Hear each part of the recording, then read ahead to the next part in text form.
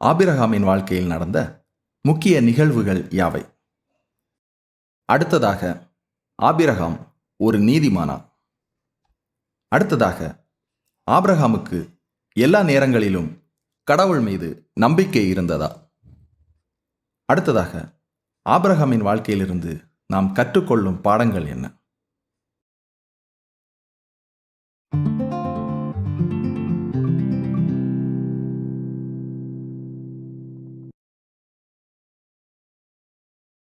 இந்த காணொளி கேள்வி பதில் தொடர் பட்டியலில் 22வது காணொளியாக சேர்க்கப்பட்டுள்ளது. ஊர் என்கிற தேசத்திலே குடியிருந்த தேராகுவினுடைய குடும்பம் தேராகுவினுடைய தலைமையிலே அத்தேசத்திலிருந்து புறப்பட்டது. அப்பொழுது ஆபிராம் 70 வயதாக காணப்பட்டார். இந்த முழு குடும்பமும் ஆரான் தேசத்திலே வந்து குடியேறியது. சில காலங்களுக்கு பின்னர் ஆபிராமினுடைய தகப்பன் தேராகு 205வது வயதிலே மரணமடைய ஆபிராம் தன்னுடைய மனைவி சாராய், லோத் மற்றும் ஆரானிலே அவர்கள் சம்பாதித்தவைகளை கூட்டிக் கொண்டு ஆபிராமினுடைய 75வது வயதிலே ஆரானிலிருந்து புறப்பட்டு கானான் தேசத்தை நோக்கி பிரயாணம் பண்ணி சீகேமிலே குடியேறினதாக முந்தின காணொலியிலே நாம் பார்த்திருந்தோம். இதற்கு பின் நிகழ்ந்தவற்றை இப்பொழுது நாம் பார்க்கலாம். சீகேமிலே குடியிருந்த ஆபிராமுக்கு கடவுள் தரிசனமாகி, உன் சந்ததிக்கு இந்த தேசத்தை கொடுப்பேன் என்று கூற, அவ்விடத்திலே ஆபிராம் பலிபீடத்தை கட்டி கடவுளை தொழுது கொள்கின்றார். இதன் பின்னர் சீகேமிலிருந்து பெத்தேலை நோக்கி பயணம் செய்து, பெத்தேல் தனக்கு மேற்காகவும் ஆயி தனக்கு கிழக்காகவும் இருக்கும்படியாக கூடாரம் போட்டு அவ்விடத்திலே பலிபீடத்தை கட்டி கடவுளை தொழுது கொள்கின்றார். இதன் பின்னர் பெத்தேலிலிருந்து புறப்பட்டு தெற்கு பகுதியிலே காணப்படுகின்ற பாலைவனத்திற்கு சென்று அங்கே தங்கியிருந்தார். அந்த பகுதியிலே பஞ்சம் ஏற்பட்ட பொழுது எகிப்தை நோக்கி பயணம் செல்லும்படி முற்படுகின்றார். அவ்வாறே அவர் பயணம் செய்யவும் செய்தார். வழியிலே தன்னுடைய மனைவியிடம் அவள் தன்னுடைய சகோதரி என்று கூறும்படி கூறினார். ஏனென்றால் சாராய் மிகவும் அழகாக காணப்பட்டாள். ஆகையினால் தன்னை கொன்றுவிட்டு தன்னுடைய மனைவியை எடுத்துக்கொள்வார்கள் என்று நினைத்தான். அதை போன்று அவளும் அவ்விடத்தில் அவ்வாறே கூற, பார்வோனும் அவளை அரண்மனையிலே சேர்த்து கொண்டு ஆபிராமுக்கு ஆடு மாடுகளையும் கழுதைகளையும் வேலைக்காரரையும் வேலைக்காரிகளையும் பெண் கழுதைகளையும் ஒட்டகங்களையும் கொடுத்தான். இந்நிகழ்வினால் கடவுள் பார்வோனையும் அவன் வீட்டாரையும் மகாவாதையில் வாதிக்க, அவன் உண்மையை அறிந்து கொண்டு அவர்களை அவ்விடத்தை விட்டு அனுப்பிவிடுகின்றான். இதன் பின்னர் ஆபிரகாம் மீண்டும் எகிப்திலிருந்து பாலைவன பகுதியை நோக்கி பிரயாணம் பண்ணி பாலைவனத்தை வந்தடைந்தார். இந்த காலகட்டத்தில் ஆபிராம் மிகுந்த செல்வந்தனாக காணப்பட்டான். இதன் பின்னர் பாலைவன பகுதியிலிருந்து தான் முன்னர் குடியிருந்த பெத்தேலுக்கு வந்து கூடாரம் போட்டு அங்கே கடவுளை தொழுது கொள்கின்றார். இதன் பின்னர் ஆபிராமுடைய மந்தை மேய்ப்பருக்கும் லோத்துவினுடைய மந்தை மேய்ப்பருக்கும் வாக்குவாதம் உண்டாயிற்று. ஆகையினால் யோர்தான் நதிக்கு அருகான சமபூமி மிகவும் நீர்வளம் பொருந்தியதாக காணப்பட்டதினால் லோத் அந்த பகுதியை தெரிந்து கொண்டு அங்கே குடியேறினார். இவ்வாறு லோத் ஆபிரகாமை விட்டு பிரிந்தார். இதன் பின்னர் கடவுள் ஆபிரகாமிடம், உன் கண்களை சுத்தி நாலா திசையும் பார், இவை அனைத்தையும் உனக்கும் உனக்கு பின்வரும் சந்ததிக்கு கொடுத்தேன் என்றும், உன்னுடைய சந்ததி பூமியின் தூளைப் போல திரளாக காணப்படும் என்று கூறினார். இதன் பின்னர் பெத்தேலில் குடியிருந்த ஆபிராம் எப்ரோனில் இருக்கும் மம்ரேயின் சமபூமியிலே சேர்ந்து அவ்விடத்திலே பலிபீடத்தை கட்டி கடவுளை தொழுது கொள்கின்றார். இந்த காலகட்டத்தில் சோதோமையும் அதை சேர்ந்த ராஜாக்களும் சினையார் தேசத்தையும் அதை சேர்ந்த ராஜாக்களும் உப்பு பள்ளத்தாக்கிலே ஒருவரோடு ஒருவர் யுத்தம் செய்து கொள்கின்றார்கள். இந்த யுத்தத்தில் லோத் சிறையாக கொண்டு செல்லப்படுகின்றார். அவ்வேளையில் ஆபிரகாம் தன்னுடைய வீட்டில் உள்ள 318 நபர்களுடன் சென்று லோத்தை காப்பாற்றுகின்றார். இதன் பின்னர் கடவுள் அவனை திடப்படுத்த ஆபிராம் அவரிடம், எனக்கு பிள்ளை இல்லை, தமஸ்கு ஊரானாகிய எலியேசர் என்னுடைய வாரிசாக இருக்கட்டுமே என்று கேட்க, அது அவ்வாறில்லை, உன்னுடைய கற்ப பிறப்பாய் இருப்பவனே உன்னுடைய வாரிசு என்று கூறி வானத்து நட்சத்திரங்களை சுட்டி காட்டி, இவ்வாறு உன்னுடைய சந்ததி இருக்கும் என்று கூறி உனக்கு இந்த தேசத்தை கொடுக்கும்படியாக ஊர் என்கிற கல்தேயருடைய பட்டணத்திலிருந்து அழைத்து வந்தவர் நானே என்று கூறுகின்றார். அதற்கு ஆபிரகாம், இவைகள் என்னுடைய சொத்து என்பதை எதனால் அறிந்து கொள்வேன் என்று கேட்க, கடவுள் அன்றைய தினம் எகிப்தின் நதி துவங்கி ஐப்ராத் நதி வரையிலும் உள்ள பகுதியை உனக்கு கொடுத்தேன் என்று கூறி உடன்படிக்கையை ஏற்படுத்தினார். இதற்கு பின்னர் சாராய் தனக்கு பிள்ளை பிறக்கப் போவதில்லை என்று நினைத்து எகிப்தில் கிடைக்கப்பட்ட அடிமை பெண்ணாகிய ஆகாரின் மூலமாக ஒரு சந்ததியை பெறும்படி நினைத்து ஆபிராமிடம் கூற, ஆபிராமும் அதற்கு செவி சாய்த்தார். இதுவரைக்கும் கானான் தேசத்திலே சென்ற காலம் 10 வருஷம். அதாவது ஆபிராமுடைய 70வது வயதிலே ஊர் என்கிற பட்டணத்திலிருந்து புறப்பட்டார். 75வது வயதிலே ஆரானிலிருந்து மீண்டுமாக பயணப்பட்டார். அதிலிருந்து நாம் பார்த்த காரியங்கள் நிகழ 10 வருடங்கள் கடந்து சென்றது. இப்பொழுது ஆபிராமுக்கு 85 வயதாக காணப்படுகின்றது. இந்த வேளையிலே ஆகார் கர்ப்பம் தரித்தாள். அதனால் தன்னுடைய எஜமானியை அற்பமாக எண்ணினாள். இதனுடைய விளைவாக சாராய் ஆகாரை கடினமாய் நடத்தினபடியினால் ஆகார் சாராயை விட்டு ஓடிப்போனாள். ஓடிப்போன அவளை கர்த்தருடைய தூதன் வனாந்திரத்திலே சூருக்கு போகிற வழியிலே கண்டு தன்னுடைய எஜமானியிடம் திரும்பி போய் அடங்கி இருக்கும்படி குறிப்பிடுகின்றார். மேலும் பிறக்கப் போகின்ற குமாரனுக்கு இஸ்மவேல் என்று பெயரிட வேண்டும் என்று குறிப்பிடுகின்றார். மேலும் இந்த இஸ்மவேல் காட்டுக்கழுதையை போன்று முரடனாகவும் சுதந்திரமானவனாகவும் இருப்பான் என்றும், இவன் பிறருக்கு விரோதமாகவும் பிறர் இவனுக்கு விரோதமாகவும் இருப்பார்கள் என்றும், தன் சகோதரர்கள் அருகில் குடியேறுவான் என்றும் குறிப்பிடுகின்றார். இதன் பின்னர் கர்த்தருடைய தூதன் கூறிய வண்ணமாக ஆகார் தன்னுடைய எஜமானியின் வீட்டில் சேர்ந்து குறிப்பிட்ட காலத்தில் குமாரனை பெற்றெடுத்து ஆபிராம் அவனுக்கு இஸ்மவேல் என்று பெயரிடுகின்றான். இந்த வேளையிலே ஆபிராம் 86 வயதாய் காணப்படுகின்றார்.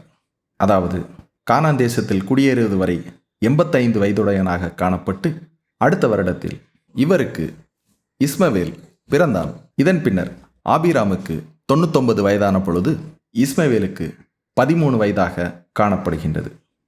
இந்த காலகட்டத்தில் கடவுள் அவனுக்கு தரிசனமாகி அவனை திடப்படுத்தி, நீ திரளான ஜாதிகளுக்கு தகப்பனாக போவதினால் உன்னுடைய பேர் ஆபிரகாம் எனப்படும் என்று குறிப்பிட்டு, உன்னிடத்திலிருந்து ஜாதிகளும் ராஜாக்களும் தோன்றுவார்கள் என்றும், உனக்கும் உனக்கு பின்வரும் உன் சந்ததியின் நடுவே என்னுடைய உடன்படிக்கை நித்திய உடன்படிக்கையாக காணப்படும் என்று குறிப்பிட்டு, நீ தங்கியிருக்கின்ற இந்த நிலப்பகுதியை உனக்கும் உனக்கு பின்வரும் உன் சந்ததிக்கும் நித்திய சுதந்திரமாக கொடுத்து நான் அவர்களுக்கு தேவனாயிருப்பேன் என்று குறிப்பிடுகின்றார்.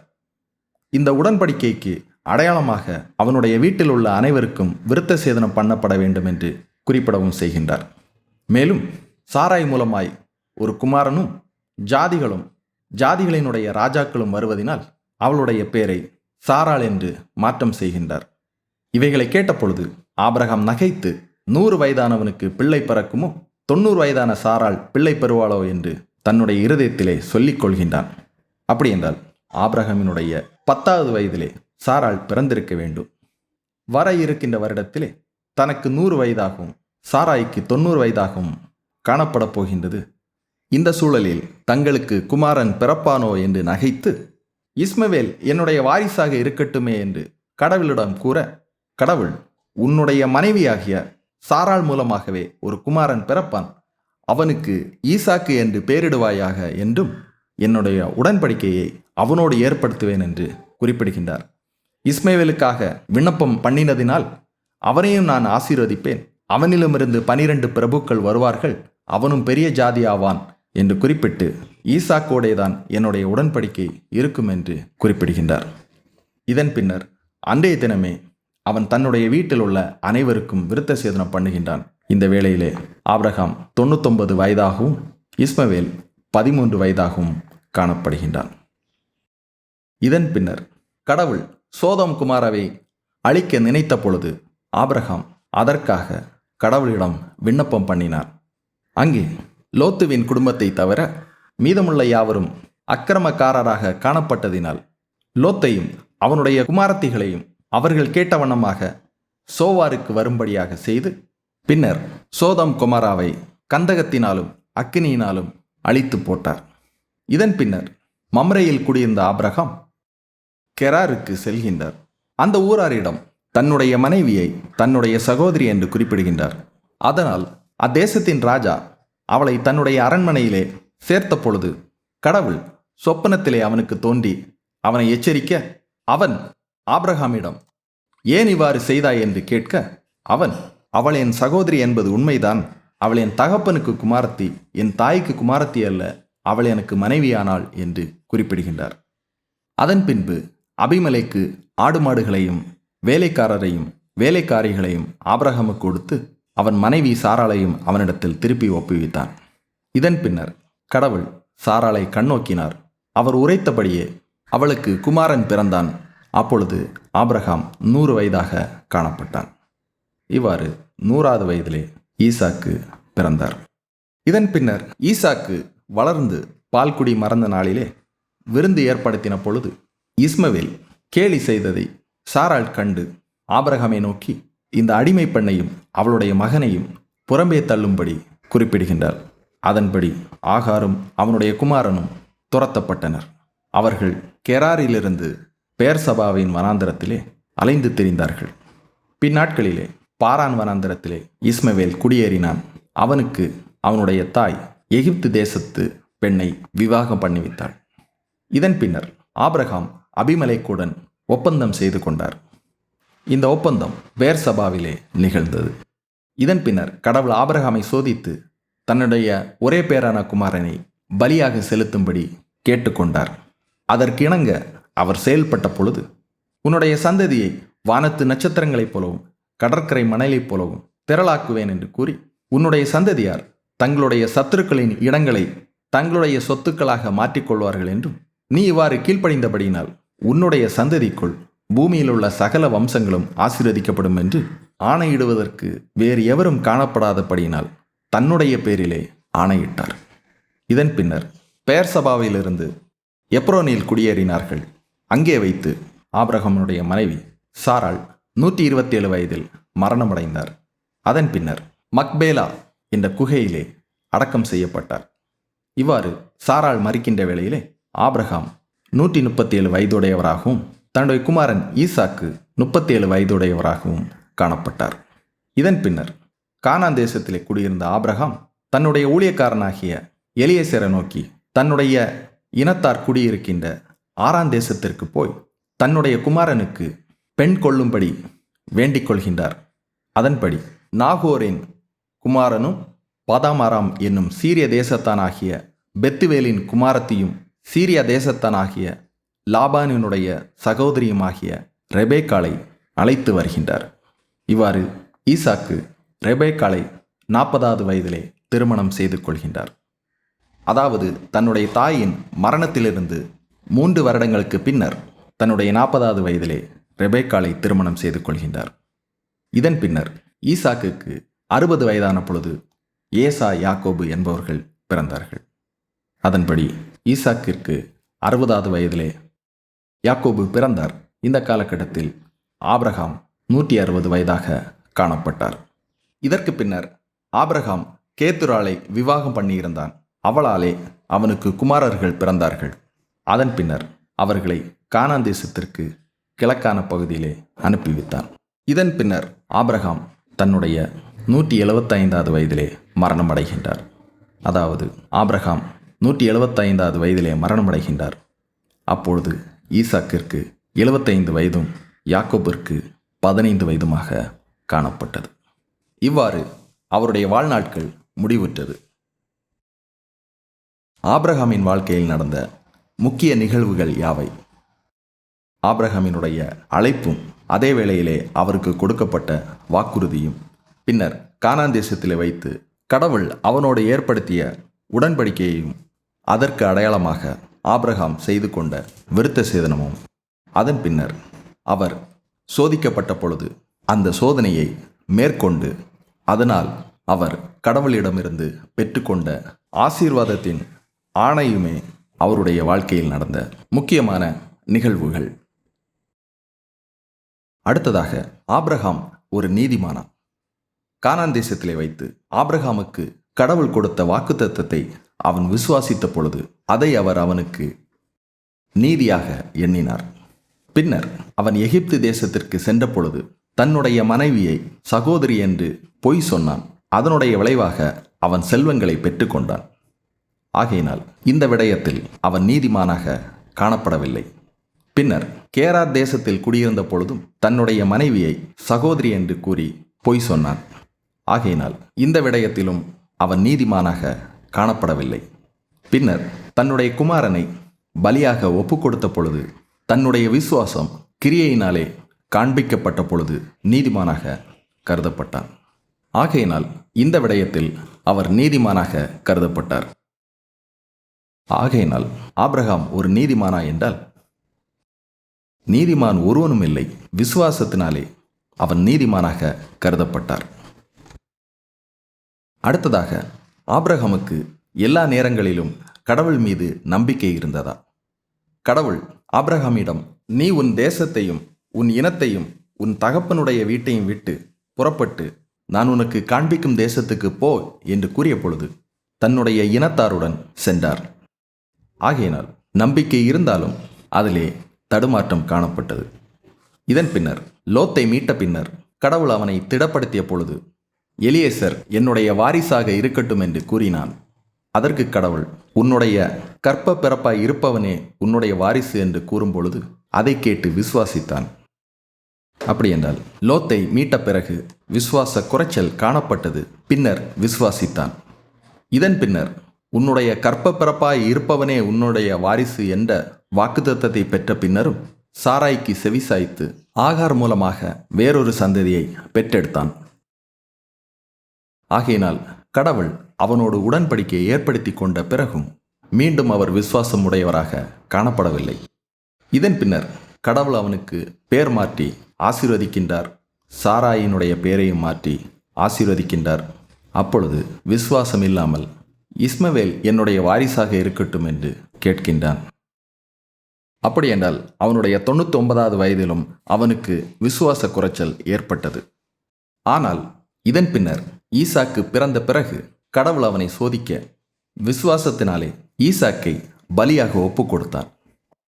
அதாவது ஈசாக்கு பிறந்த பிறகு அவன் கடவுள் மீது முழு நம்பிக்கை கொண்டிருந்தான். ஆகையினால் ஆபிரகாமுக்கு எல்லா நேரங்களிலும் கடவுள் மீது நம்பிக்கை இருந்ததா என்றால் இல்லை, அவனுடைய நம்பிக்கை வளர்ந்து கொண்டிருந்தது. அடுத்ததாக, ஆபிரகாமின் வாழ்க்கையிலிருந்து நாம் கற்றுக்கொள்ளும் பாடங்கள் என்ன? அவருடைய வாழ்க்கையிலிருந்து பல பாடங்கள் காணப்பட்டாலும் குறிப்பாக சில பாடங்களை மாத்திரமே நாம் இந்த காணொலியில் பார்க்கலாம்.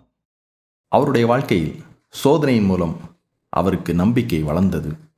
ஆபிரகாம் பொய் சொன்ன பொழுது அவனுக்கு செல்வங்கள் கிடைத்தது. அந்த செல்வத்துள் அடிமையாக காணப்பட்ட ஆகார் மூலமாக ஒரு வாரிசு வந்தது. அதனால் மத்திய கிழக்கு பிராந்தியத்தில் இன்றளவும் சமாதானம் இல்லாமல் காணப்படுகின்றது. ஆகையினால் ஒரு தவறு இன்னொரு தவறுக்கு வழிவகுத்தது. மேலும் ஆபிரகாமை போன்று அவருடைய குமாரன் ஈசாக்கும் பொய் சொல்கின்றான். அதாவது அவருடைய சந்ததியினர் அவருடைய முன்மாதிரியை பின்பற்றினார்கள்.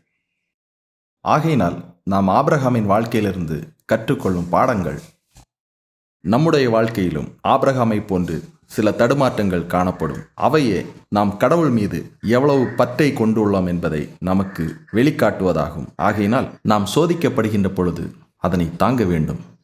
ஒருவேளை விழுந்து போனோமானால் உடனடியாக கடவுளிடம் திரும்ப வேண்டும்.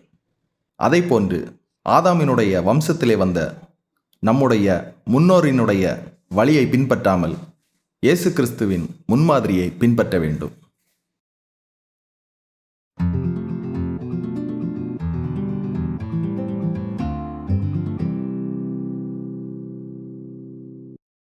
இஸ்ரேல் மக்கள் எகிப்தில் எத்தனை ஆண்டுகள் தங்கினார்கள்?